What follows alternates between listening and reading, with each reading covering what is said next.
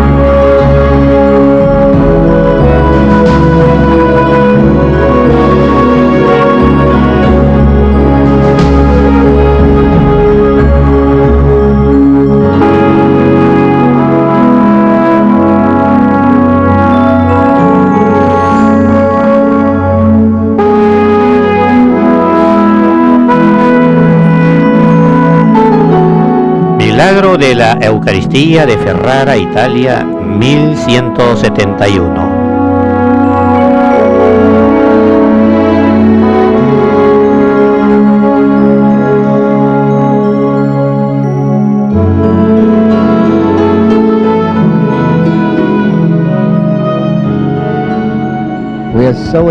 Es emocionante hoy aquí estar con el Padre Pedro Mercurio, que es el custodio de la Ermita del Milagro Eucarístico de Ferrara. Él habla nuestro idioma muy bien y le voy a pedir que comparta alguna de las intimidades de la ermita y de esta hermosa basílica.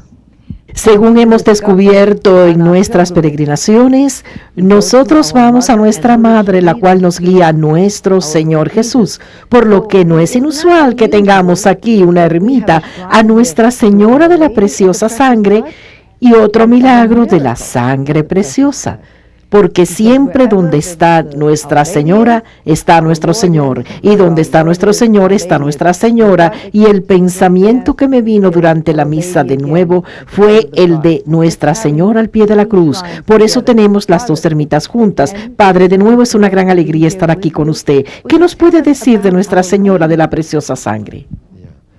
Quiero comenzar con esta pintura que están viendo en esa cúpula. En el centro del bote está María. Sin María no hay Jesús.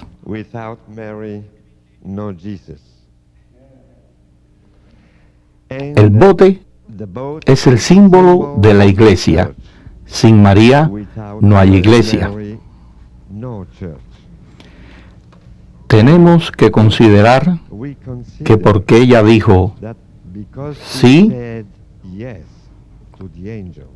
al ángel, Jesús vino a nosotros y se hizo hombre, y que cuando Jesús murió, Él nos dio a su madre como madre.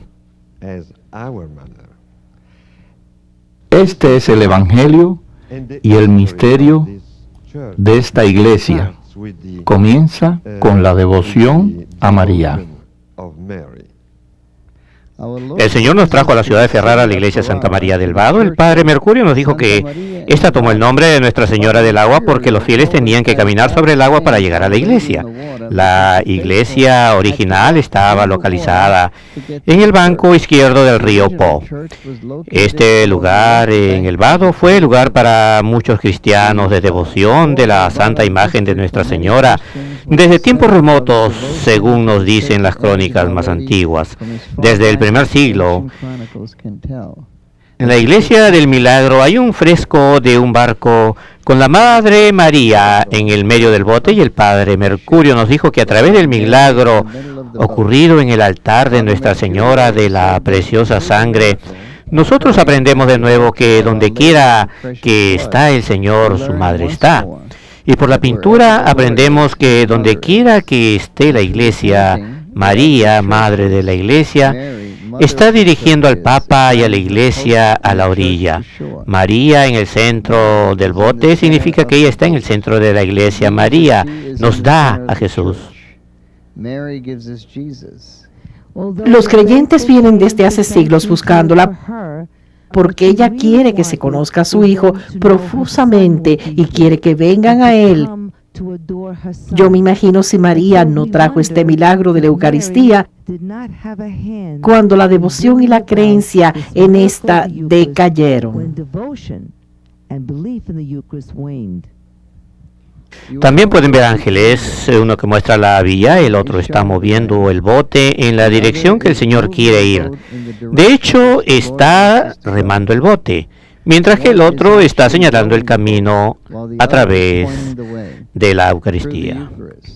La presencia continua, la presencia viva de Jesús entre nosotros, el Señor hecho con nosotros, unido nosotros con Él. Eso es lo que el ángel le dijo a María, que por ella Jesús, el Salvador, nacería.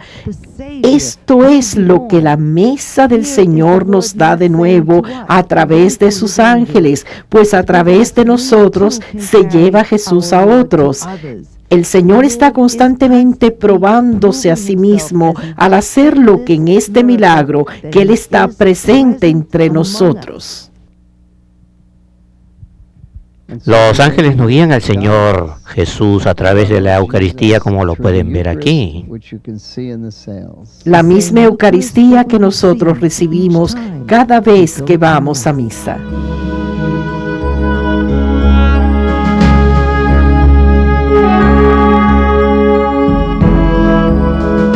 Este es el altar original donde se dijo la misa y ocurrió el milagro. En ese tiempo era una iglesia pequeña y este era el altar principal. La pintura que ven ahora de Nuestra Señora del Perpetuo Socorro está aquí desde el tiempo en que ocurrió el milagro y está oportunamente puesta, pues podemos ver al niño Jesús infante mirar con dolor cuando el ángel del Señor le muestra el sufrimiento, la crucifixión, donde Él va a verter su sangre por nosotros. Está bien puesta en este altar, pues de nuevo Él derrama su sangre por nosotros. Esta iglesia maravillosa que nosotros llamamos basílica es una iglesia que nos muestra un signo especial de nuestra fe. Y el signo especial que tenemos en esta iglesia es el signo de la preciosa sangre de Jesús. En el año 1171, en marzo 28, domingo de resurrección, la pequeña iglesia estaba llena de católicos devotos. El padre Pedro de Verona subió al altar a celebrar la misa solemne antes de distribuir la Sagrada Comunión a los creyentes. Y en el momento en que partió la hostia consagrada en dos, la hostia se convirtió en carne y de la carne en la hostia salió sangre que llegó hasta detrás del altar. El milagro ocurrió delante de los ojos de los fieles atónitos que fueron bendecidos al ser testigos oculares de esto. Pero en adición a la carne y a la sangre que se regó por el lugar, se regó la figura de un niño. El anciano nuestro Señor sangró y ahora en este milagro en particular yo miro y no sé qué es lo que ustedes sienten. Pero al morir el Señor en la cruz, nosotros decimos que la iglesia se inundó con la sangre de su corazón. Y aquí esto ocurre de nuevo en momentos de herejías, en momentos en que la iglesia es perseguida. Nosotros, el cuerpo místico de Cristo que salimos de su costado, yo los llamaría a ustedes unos cruzados, y es por eso que el Señor los ha traído aquí, porque de nuevo la sangre corre en la Eucaristía y en la iglesia que salió de ella, y ustedes saben que en la iglesia se remueve el cuerpo de Cristo. Ustedes lo saben bien. Es lo que el padre Pietro decía antes, estas herejías que no son ni viejas ni nuevas, están aquí, van a estar aquí desde el siglo en que este milagro ocurrió. Este ha testificado contra las herejías al igual que lo hace hoy. Tenemos que combatirlas y la batalla sabemos que no ha terminado aún. No ha muerto, pero el Señor está en control y donde quiera exista una crisis en la iglesia, Jesús viene en su ayuda en la forma de señales. Y esta es la razón de la existencia de los milagros de la Eucaristía. Y habrá nuevas formas para que nuevos milagros eucarísticos ocurran. En un documento emitido en 1197, autentificando el milagro, se lee lo siguiente: en Ferrara, Italia, en el tiempo de Pascua, la hostia en el día de resurrección se transformó en un pequeño pedazo de carne. El obispo fue llamado y verificó el milagro. Los ciudadanos de esta ciudad eran patarenses y profesaban unas ideas radicales sobre la Eucaristía, el cuerpo de Cristo. Ellos retornaron a la verdad. La sangre en la pared fue la prueba conclusiva de que el milagro había ocurrido. Ellos vinieron y vieron a Jesús, entendieron con su alma y sus mentes y creyeron. Si nosotros creemos, ¿no ayudaremos a nuestros sacerdotes a mantener esta creencia? Si tú has sido ministro de la Eucaristía y las gentes vienen, yo, por ejemplo, un hombre en nuestra iglesia, cuando venía a comulgar, antes de recibir la comunión y ante el ministro decía: oh, mi Jesús, yo te adoro, Jesús, y lloraba. Eso te ayuda a ti y a tu fe. Esto ayuda al sacerdote, ¿eh? Si él ve tus ojos muertos cada vez que vienes a recibir la Eucaristía. Si él puede ver que estás pensando que en el estacionamiento estás bloqueando a alguien y te tienes que ir rápido después de misa, o que vas a hacer después de ir a la iglesia en la tarde, que si vas a ir a un restaurante o vas a tomar el desayuno, o si vas a encontrarlo lleno. Si él ve esto en tus ojos y ve que están muertos cada vez que vas a la Eucaristía, eso no lo ayuda en su fe. Él tiene que ver tu emoción, que la vea cuando tú vienes a recibir al Señor, que vea que tú piensas que vas a entrar en comunión con Dios por sus manos. Es como... Algunas veces es difícil en la iglesia con las gentes cerca de ti, pues se puede ver la duda en la presencia real de Jesús en la Eucaristía. Puede ser que hermanos y hermanas se vayan de la iglesia. Puede haber hermanos y hermanas que nunca han sido parte de la iglesia y tú quisieras ayudarlos, probárselo. Una cosa que siempre yo les digo: ¿tú crees que los mártires murieron por un pedazo de pan? Para mí los mártires son muy importantes. Tú tienes que ser un mártir viviente de hoy.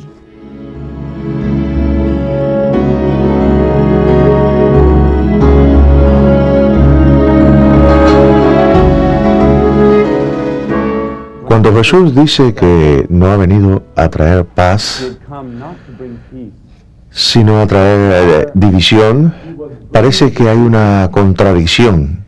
En Jesús, quien es la paz de Dios, pues es Dios.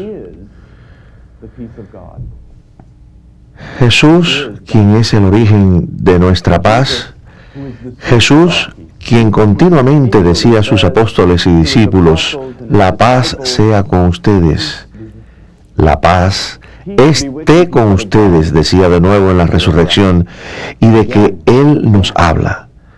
¿Por qué tanta división? ¿Por qué madres en contra de las hijas, padres en contra de los hijos, hermanos en contra de hermanas, y así pudiéramos seguir? ¿Por qué tanta división? Porque alguien tiene los oídos para oír y los ojos para ver, y otros no lo tienen. Por eso cuando Jesús habla en parábolas, algunas veces unos entienden y otros no. ¿Por qué?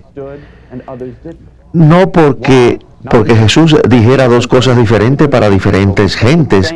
Él decía las mismas cosas. Él hablaba la verdad porque Él es la verdad, el camino, la vida. Pero en nuestra disposición, la que hace la diferencia, Jesús nos ama a todos.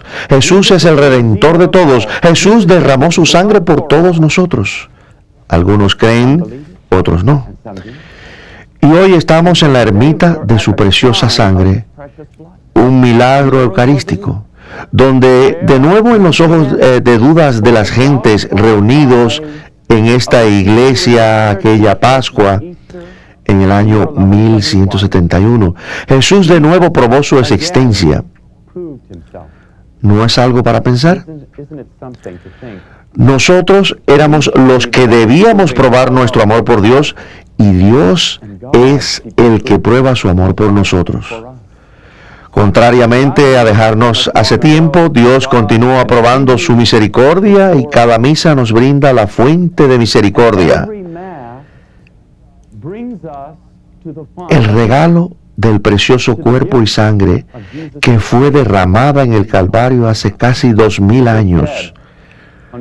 Pero esa sangre se nos es dada una y otra vez, pues es dada por nosotros en el santo sacrificio de la misa.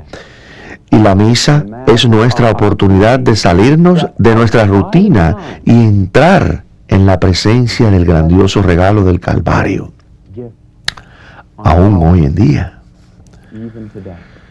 Por eso, al venir al altar, nos damos cuenta que muchos no creen.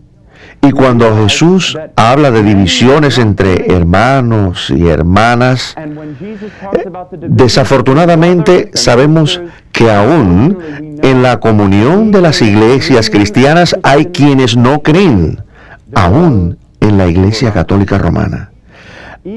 Hay algunos que no creen, aún entre mis hermanos sacerdotes y religiosos. Hay quienes ya no creen.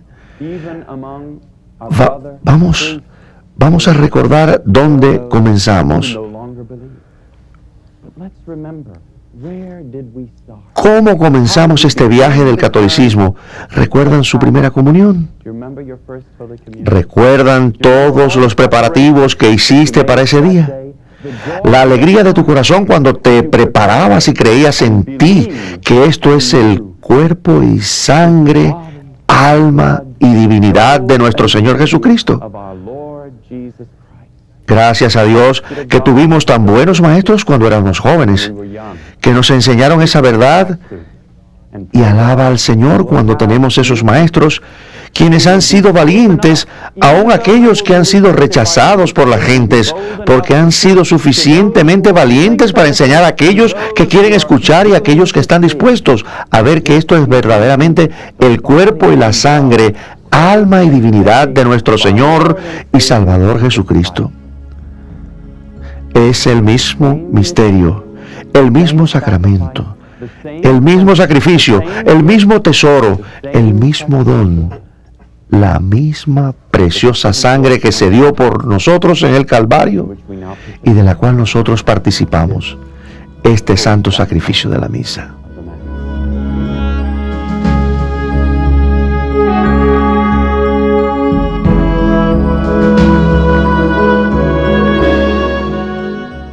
Yo creo que lo que debemos hacer en esta homilía es hablar un poco basándonos en el catecismo, en el efecto de recibir la Santa Comunión. El principio de recibir a Jesús en la Santa Comunión es una unión íntima con Cristo Jesús, y creo yo que es lo que Juan el Evangelista hizo en la última cena. Él se recostó en el corazón de Cristo, y es el símbolo de lo que Jesús quiere hacer con nosotros. Si recibimos su cuerpo y su sangre, llevaremos a una unión íntima. De hecho, Él mismo nos dijo: quien come mi cuerpo y bebe mi sangre vive en mí y yo en Él. Yo recuerdo cuando era un niño pequeño que nos decía que Jesús vivía en nuestros corazones. Ahora que somos mayores, yo sigo insistiendo en que tengamos un corazón de niño para darnos cuenta de que cada vez que recibimos la Eucaristía, entramos en una unión profunda de Jesús con nosotros en nuestro corazón. La vida en Cristo tiene su fundamento en la Eucaristía que nos guía. Como el Padre vive en mí, yo vivo en el Padre. Aquel que me busca vive en mí. Cristo es nuestra vida. El catecismo dice, lo que la comida material produce en nuestro cuerpo viviente, la Santa Comunión lo logra en nuestra vida espiritual. El pan y la comida que ingerimos nos da fuerza y posiblemente alegría, vida. La Santa Comunión nos da todo eso. La Santa Comunión nos separa del pecado, nos libra del pecado venial y nos preserva del futuro y de futuros pecados mortales, y es la unidad del cuerpo místico, nos une a Cristo profundamente y a unos con otros. Yo hablé en otro de mis sermones de cómo la Eucaristía nos compromete con los pobres. Les voy a hablar de esto de nuevo. La Eucaristía nos une en el compromiso con los pobres y nos ayuda a reflexionar. La Madre Teresa. La Madre Teresa no puede traer a Jesús a ella por sí misma. Es una monja, pero ella recibe la comunión y la adora en las mañanas, y entonces sale en busca de los demás y lo encuentra en los otros, lo encuentra en los ojos de los pobres. Debemos hacer esto con los pobres y con los demás. Pienso en diferentes capillas donde se adora al Santísimo, algunas con custodias gloriosas, otras con custodias muy pobres, pero el mismo Jesús está en cada una de ellas. Cuando buscamos a Cristo en los demás, unas veces lo vamos a encontrar en una custodia maravillosa, en una persona maravillosa, otras veces no lo encontramos en personas tan maravillosas, pero es el mismo Cristo. Y debemos honrar a Cristo en cada ser humano. No importa si esta es una custodia maravillosa o en una bien pobre. Nosotros creemos que nuestra peregrinación no va a lograr su objetivo si no encontramos más conciencia de Cristo en los demás, en el pobre y en el niño no nacido. Es verdaderamente triste cuando se hace una peregrinación como esta y regresamos a casa sin más sensibilidad de Cristo en los demás, sin más sensibilidad hacia los pobres y los marginados, sin más sensibilidad con los no nacidos.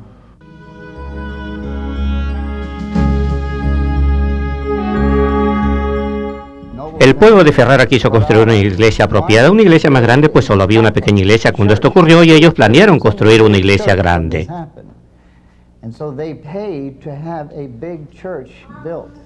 De nuevo, si miramos alrededor de esta magnífica iglesia, las pinturas nos están enseñando, pero también traen a nuestra mente y a nuestros ojos el recuerdo de la gloria de Dios. Y fue por eso, para que no solo atraiga gentes aquí, sino para que aprendan y se enfoquen en el mensaje de Dios hacia ellos, que en esta iglesia, hace 1500 años y algo, se trasladó la pared donde salpicó la sangre.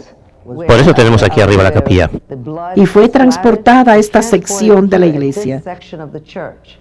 Por eso tenemos aquí arriba la capilla, y por estas escaleras podemos llegar a ella para ver la pared original.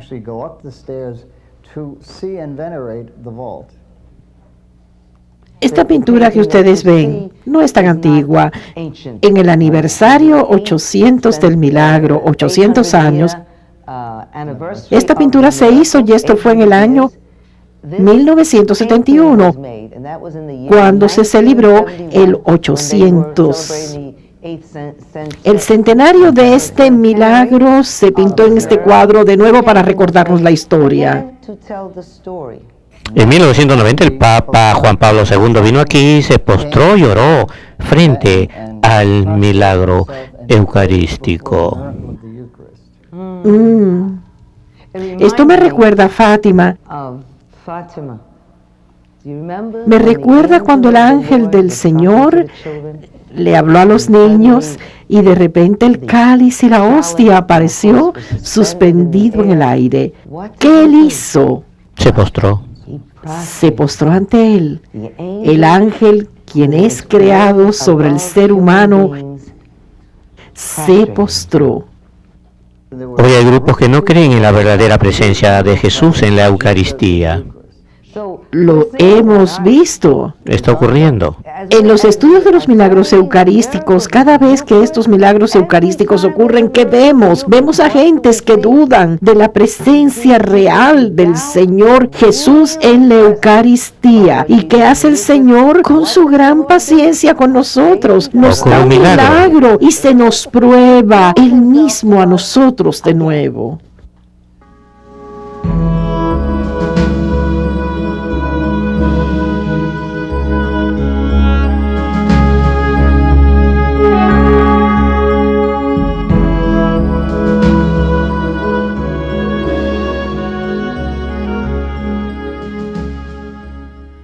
María, Madre de la Palabra encarnada, está representada aquí como la Madre de la Eucaristía. Ella nos da a su Hijo que nos ofrece su sangre, igual que como Él hizo en el sacrificio de la cruz, igual al que Él hace en el sacrificio de la misa, igual que hizo en este milagro cuando su sangre se regó sobre la pared. Estamos viendo las herramientas usadas para separar la sangre preciosa del Señor Jesucristo de su cuerpo. Por medio de estos instrumentos que Jesús sufrió su pasión y muerte en la cruz.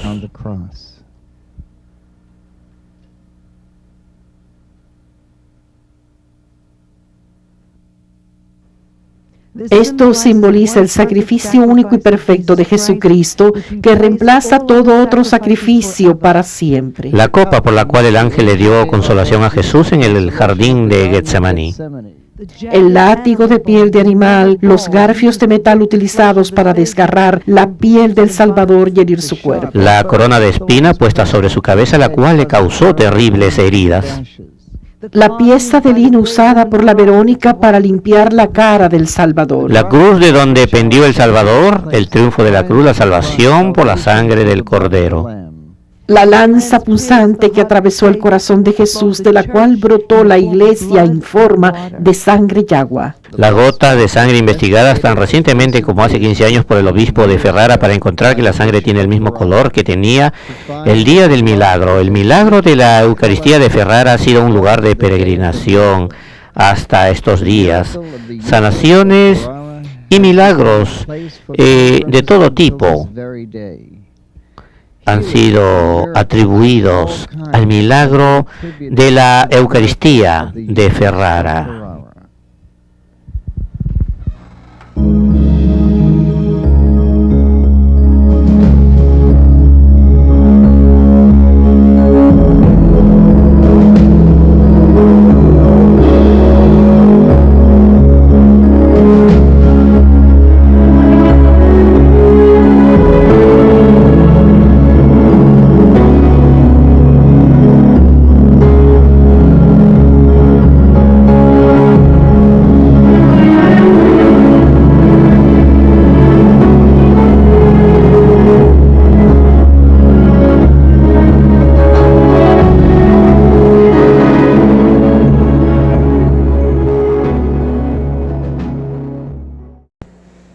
Gracias familia por ver este programa. Este es uno de más de 200 libros y videos de venta en Journeys of Faith.